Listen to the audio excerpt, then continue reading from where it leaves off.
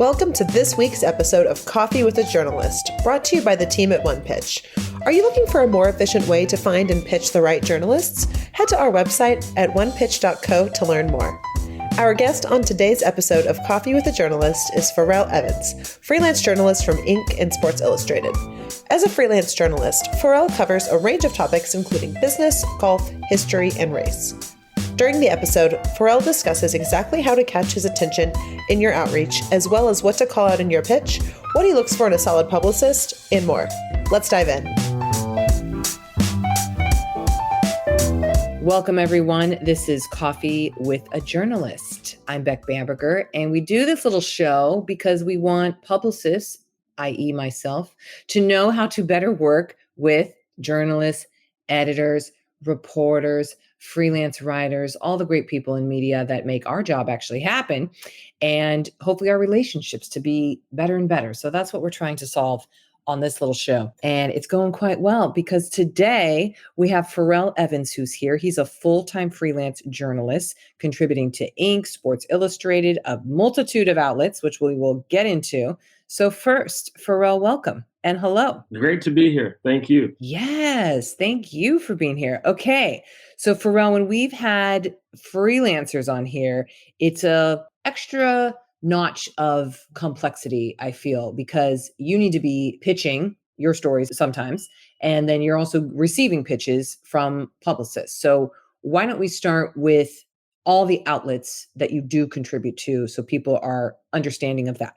Okay, so I contribute regularly to Inc. magazine, ESPN's Andscape, the History Channel, and Sports Illustrated. Quite a lot. What about Golf magazine as well? Are we still doing that? Not much Golf magazine. Not much Golf magazine. Yeah. Have in the past, though, so that's good to know. And yes, perfect. Okay, and then how's your inbox and how you manage pitches in there? Well, I get a lot of, more recently in the last year where I've been writing regularly for Inc. magazine, I get a lot of pitches from publicists, for companies that they're representing. And so I might get as many as a dozen pitches a week. Okay. Oh, a dozen. Only a dozen? This is fantastic. But a dozen can be a lot. So how do you manage pitches and what you receive from publicists? Well, very often for me, I can tell how closely they've read my work. And I can just tell if a lot of them are very brand product specific. So if they've seen that I have done in the case of Inc., they can see that I've done a cosmetics company and they'll say, well, I've got a good founder here who has a cosmetics company. And so if it's a sports product, then I'll get a lot of pitches, but they come I'll say 12 to 20 a week. Which isn't too crazy when I've had journalists on here and they get 200 a day at top frequency. So there's a lot. Now, you mentioned you were saying you could tell how closely someone is actually reading your work. What are the clues to that? Because so many publicists, unfortunately, do spraying and praying, which we know is a big no-no, basically copy and paste of a pitch, which clearly shows I haven't looked at any of your stuff. But there's other kind of sneaky ways. So curious what you determine as, this person has not looked at my stuff, or at least not well. Yeah. So for example, if you look at my Inc. stories, they are all 99% of them are founders of color. And, lots of different products and businesses and so forth, but they're primarily products of color. And they spend any time with looking at my work, and my work is all over the internet. Anybody who reads me knows that I write a lot about the intersection of race and sports. I write about the intersection of race and business. I write about African American history. So a good publicist who is trying to pitch me something, in that first paragraph, they're going to immediately let me know that, you know what, Farrell, I see these are the kinds of stories that you write. This is a sweet area for you. I have a good pitch. And immediately I know that this isn't somebody just wasting my time. This is somebody that kinds of know. So I've got an African American founder of a business, and they're trying to get me to write for Inc. magazine. They're going to tell me, okay, here's their product. Here's how important the product is. Have they rescaled? So immediately, I think sometimes the pitches I get are so long, and I think that's just sort of like, to your point, where they're just cutting and pasting. These are the kinds of stories that he has written. I need to make sure that when I engage Farrell, I'm super focused. What do you mean by too long, by the way, with the pitch? Well, get to the heart of the matter of why this is a good story for me to do. Why is it a good story for me to do? If you can't do that in like an index card worth of space, I'm probably not going to be able to pitch it to my editor because my editor doesn't want that much information. I've got to be able to distill that. So I need the publicist to distill that for me to help me. Yes, distill it down. Just get it down. Farrell, will you walk us through now your pitch process when you're taking a story up to bat for your editors and so forth? Because this is what I was alluding to earlier, which is when you're dealing with freelancers or maybe deputy editors who are kind of on all-call basis, it's not like you're necessarily getting assigned, hey, you got to get these 4 stories done by this week or something like that. Sometimes you have to pitch the stories. So how does that look for you with Inc., for example? And other outlets if you want to expand. Any story like I'm writing, I'm going to the Masters in a few weeks for Andscape. I have to pitch relevant stories to the Masters and to the mission of the media outlet I'm writing for. For example, Andscape is ESPN's site which focuses on primarily like Black culture and sports. So Thank you for describing. Yep. I'm not going to pitch a story about a white golfer at the Masters to the Andscape. So I'm tailoring my pitches for my editor to exactly the areas that I know that organization is going to focus on. My pitches are hyper tailored and focused, and also to what I know will be the important themes and things that people will be talking about. So I write a lot of history. So I'm thinking about how I can write a piece for the Masters that I haven't done before, that is going to work and it's going to work for the Andscape audience, but also be a master story that everybody's going to read.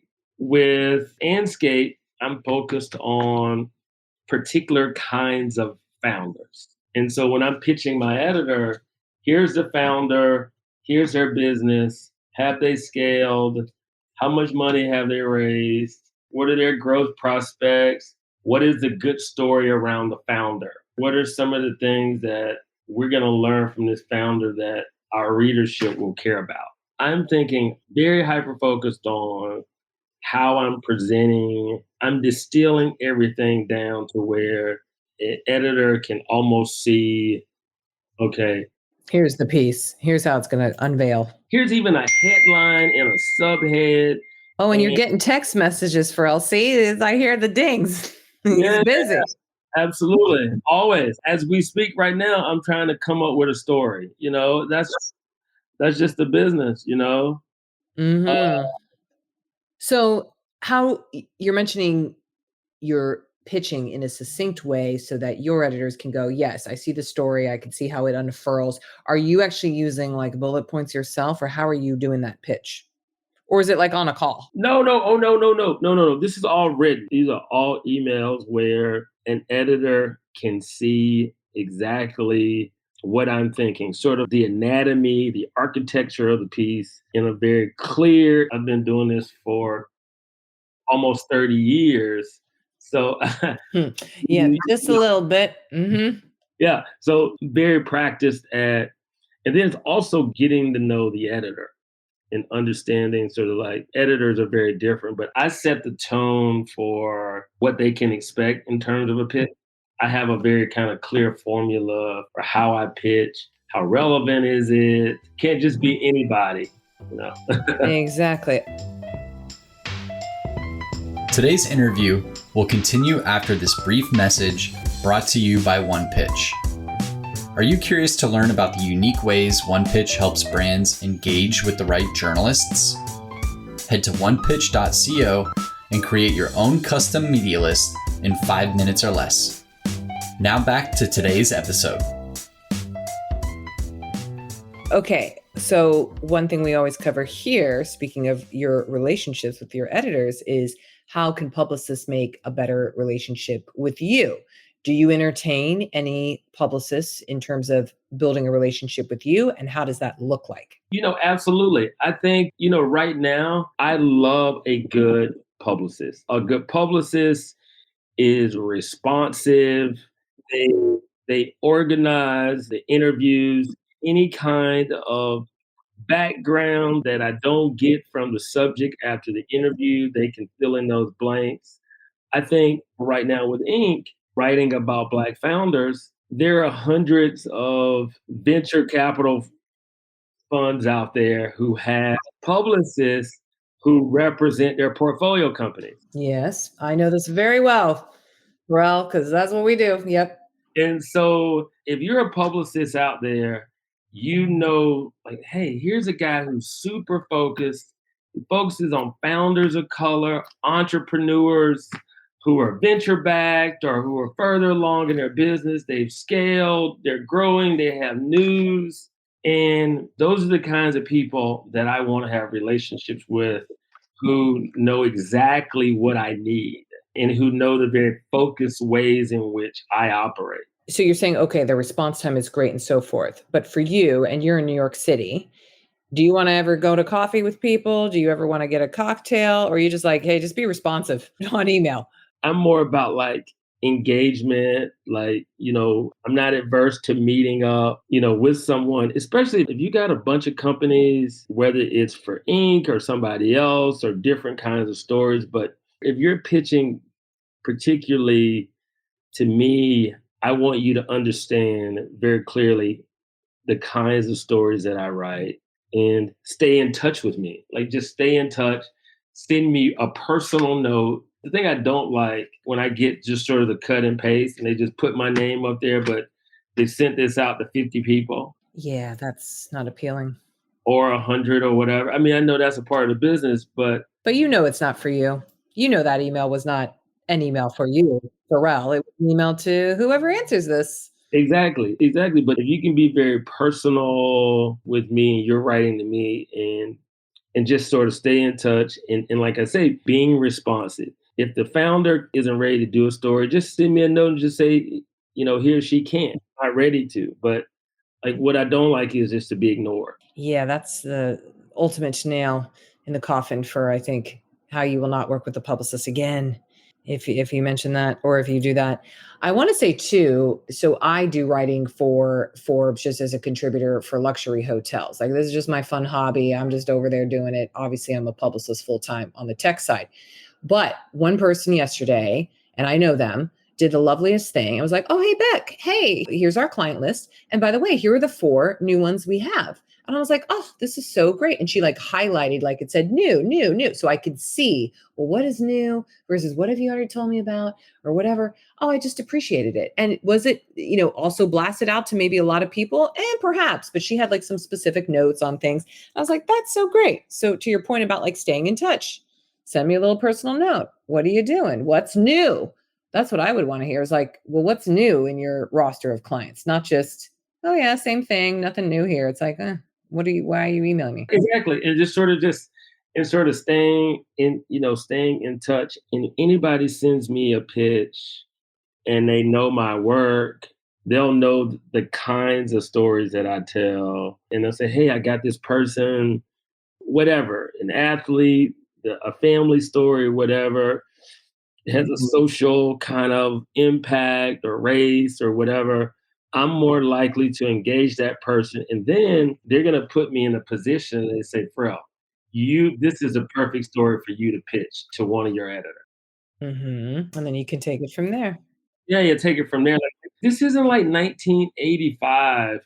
Everything is online now. Anybody can look at any writer they're trying to, any publicist. Exactly. It's not hard.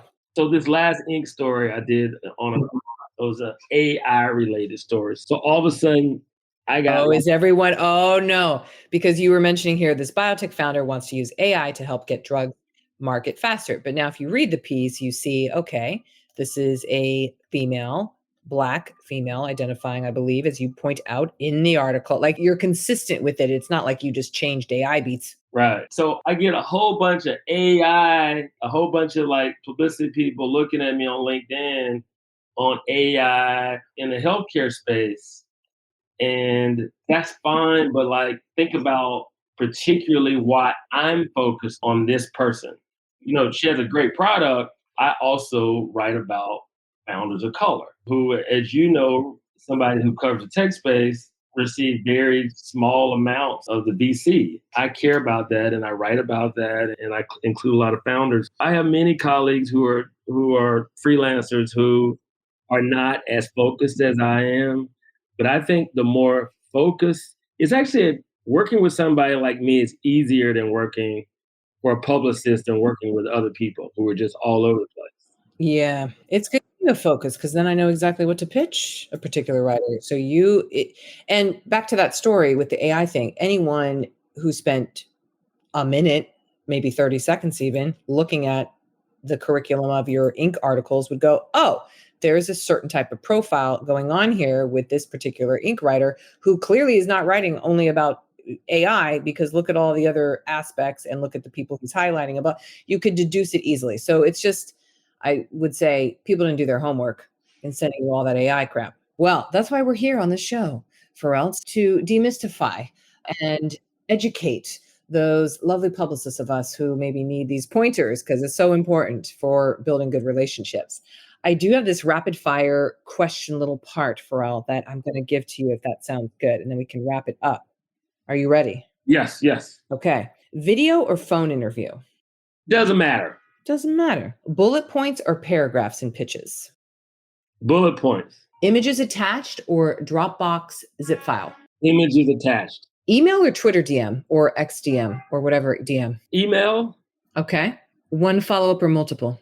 Multiple. Multiple. How many? At least 2. Okay. At least 2. Just get your attention. Okay. Direct or creative subject lines? Direct. Press release or media kit? Press release. Is there a time you read pitches? Early in the morning. Early in the morning. What's early, by the way, for you? You're a New Yorker, so 7. 7. Gosh, great. And then any sources you're particularly looking for right now? Sources? What do you mean sources? Just in your case, it might be quite different, but like any experts you got to, want to talk to. So sometimes people are like, oh, I want biochemists who have PhDs and whatever, or I need AI experts who are lecturing about it for 10 years at least. I need founders of color, entrepreneurs, venture-backed, founders of color. Boom. Yeah, people who have scaled, who are growing their businesses. Perfect.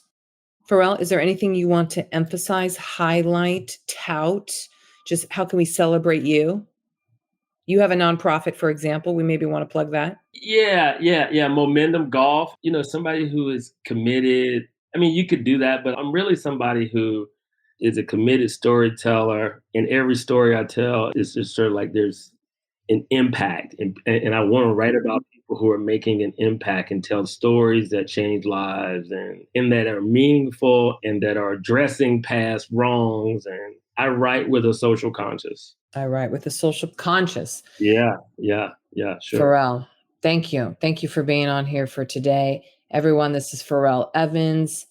Pitch him compelling things that are people changing the world. Please. Absolutely. Please. That venture-backed, growing companies, people of color, we want to hear it. So there you go. It can be in sports. They can be in business, medicine. There you go. The whole array. But compelling. There you go. Compelling. Thank you so much, Farrell. Appreciate it. Bye-bye. Thanks for listening to this week's Coffee with a Journalist episode featuring Farrell Evans, freelance journalist from Inc. and Sports Illustrated. For more exclusive insights about the journalists on this podcast, subscribe to our weekly podcast newsletter at onepitch.co/podcast. We'll see you next week, but until then, start great stories.